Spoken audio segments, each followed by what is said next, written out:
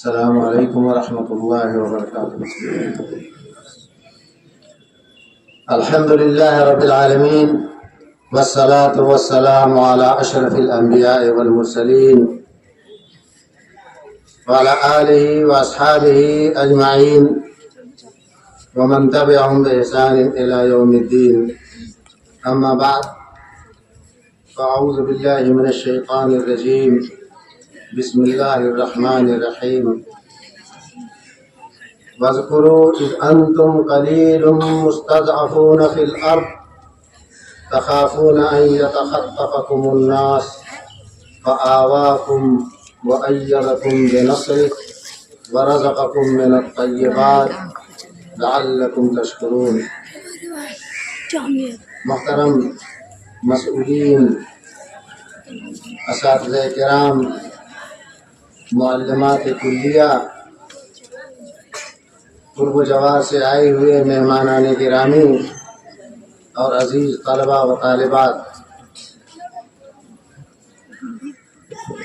آپ سبوں کو 78ویں جشن یوم آزادی کی مبارکباد پیش کرتا ہوں، اور اس موقع سے ہم اللہ رب العالمین سے یہ دعا کرتا ہوں کہ اللہ رب العالمین ہمیں ہمارے شب و روز کو مزید بہتر سے بہتر بنائے اور ہمیں اس ملک کی تعمیر اور ترقی کے لیے کام کرنے کے مواقع فراہم کرے۔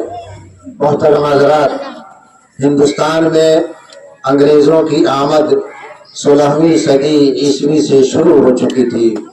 ہندوستان کی مختلف ریاستوں میں مغلیہ حکمرانوں کی الگ الگ حکومتیں قائم تھیں۔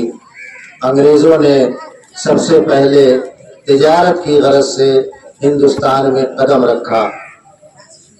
سال 1587 میں ایسٹ انڈیا کمپنی کا قیام عمل میں آیا۔ پھر انہوں نے اپنے تجارتی نیٹ ورک کو وسیع کیا اور اسے مضبوط بنایا۔ دھیرے دھیرے مشرق سے مغرب تک اور شمال سے جنوب تک تجارتی جال پھیلا دیا۔ اس تجارت کے پس پردہ وہ ہندوستان پر اپنی حکمرانی قائم کرنا چاہتے تھے۔ انہوں نے اپنی عیاری اور مکاری سے تجارت میں کم اور سیاست میں زیادہ حصہ لینا شروع کیا۔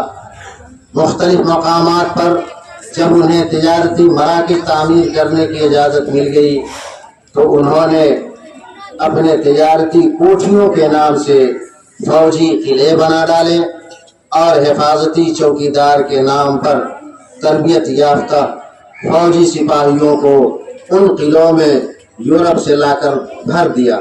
پھر انہوں نے اپنی انہی تجارتی کوٹھیوں اور حفاظتی چوکیداروں کے ذریعے موقع ملتے ہی ہندوستانی علاقوں پر ہاتھ صاف کرنا شروع کر دیا۔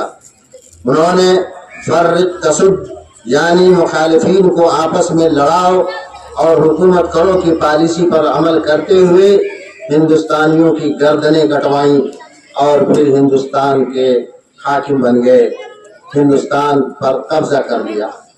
ہندوستانیوں پر ظلم کے پہاڑ ڈھائے گئے، انہیں مشق ستم بنایا گیا، جسے دیکھتے ہوئے غیرت مند اور حریت پسند ہندوستانیوں نے روز اول ہی سے اپنی مخالفت اور مزاحمت کا سلسلہ جاری رکھا۔ سال 1857 سے پہلے ہی ہندوستانیوں میں انگریزوں سے نفرت اور بیزاری کی لہر دوڑ چکی تھی، اور پھر دھیرے دھیرے ہندوستانیوں کی یہ مزاحمت ایک مستقل قومی تحریک آزادی کی شکل میں تبدیل ہو گئی، جس کا مقصد یہ تھا کہ اس ملک عزیز کو غیروں کے تسلط سے آزادی دلائی جائے۔ تحریک آزادی ہند کا آغاز 18ویں صدی میلادی میں ہو چکا تھا۔ چنانچہ محبین وطن حریت پسندی کے جذبے سے سرشار ہو کر اپنی جانوں کی عظیم قربانیاں پیش کرنے لگے۔ لاکھوں سرفروش مجاہدین جنگ آزادی کے میدان میں کود پڑے۔ انگریزوں کے مظالم کی داستان بڑی دردناک ہے اور انسانی تاریخ کا یہ ایک المناک باب ہے۔ انگریزوں نے حریت کے علم برداروں کے ساتھ ظلم و بربریت کے جن اشکال و انواع کو روا رکھا وہ بھی نہایت دردناک داستان ہے۔ جنگ آزادی میں ہزاروں محبان وطن نے قربانیاں پیش کر کے وطن سے محبت کا درس دیا، امن و شانتی کا پیام دیا اور قومی یکجہتی کے نغمے گائے۔ انگریزوں کے خلاف چوطرفہ محاذ قائم ہوا اور آخر کار غلامی کی زنجیریں کٹی، محبان وطن کے لیے آزادی کی صبح نمودار ہوئی اور 15 اگست سال 1947 کو ہمارا یہ ملک ہندوستان آزاد ہو گیا۔ تاریخ شاہد ہے کہ جن لوگوں نے بھی وطن اور قوم کے لیے قربانیاں دیں آج تک ان کے نام سنہرے حروف کے ساتھ تاریخ کی کتابوں میں درج ہیں اور مجاہدین آزادی کے نام ان کتابوں کی زینت بنے ہوئے ہیں۔ محترم حضرات، ہر شخص اپنے ملک سے ثقافتی اور فکری طور پر جڑا ہوتا ہے اور وہ اپنے ملک و قوم کی خاطر ہر قسم کی قربانی دینے کے لیے تیار ہوتا ہے، اس لیے کہ اسے اپنے وطن کے ذرے ذرے سے بے لوث الفت و محبت ہوتی ہے۔ جس طرح ماں باپ، بھائی بہن اور اولاد کی محبت انسان کے دل میں فطری اور طبعی ہوتی ہے، اسی طرح وطن کی محبت ہر ملک کے باشندے کے قلوب و اذہان میں پیوست ہوتی ہے۔ جس ملک میں انسان اپنی آنکھیں کھولتا ہے، عروج و اقبال کی سیڑھیاں طے کرتا ہے، گھر بساتا، والدین و اقارب کی محبتیں حاصل کرتا ہے، جس ملک سے ان گنت یادیں وابستہ ہوتی ہیں، اس ملک اور وطن سے انسان کی محبت و ہمدردی کیوں کرنا ہوگی؟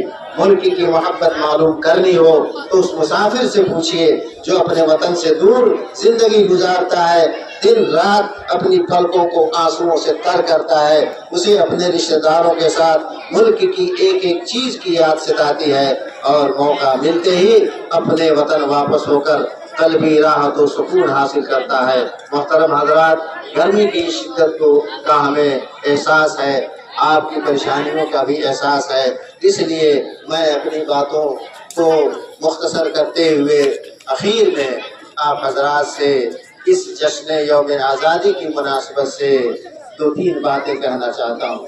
سب سے پہلی بات، اس کائنات کے ذرے ذرے کا خالق اور مالک حقیقی اللہ رب العالمین ہے۔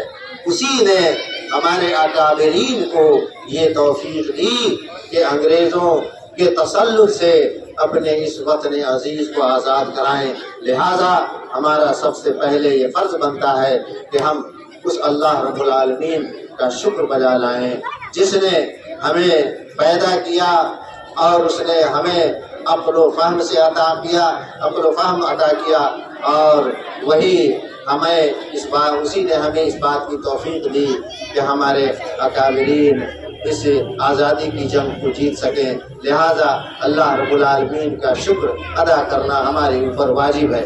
دوسری بات یہ کہ ہم اپنے آپسی اتحاد اور اتفاق کو قائم کریں، آپس میں ایک دوسرے سے متحد ہو کر اور متفق ہو کر کام کرنے کا جذبہ پیدا کریں، اس لیے کہ اتحاد و اتفاق کی جو قوت و طاقت ہے وہ ہم سے اور آپ سے مخفی نہیں۔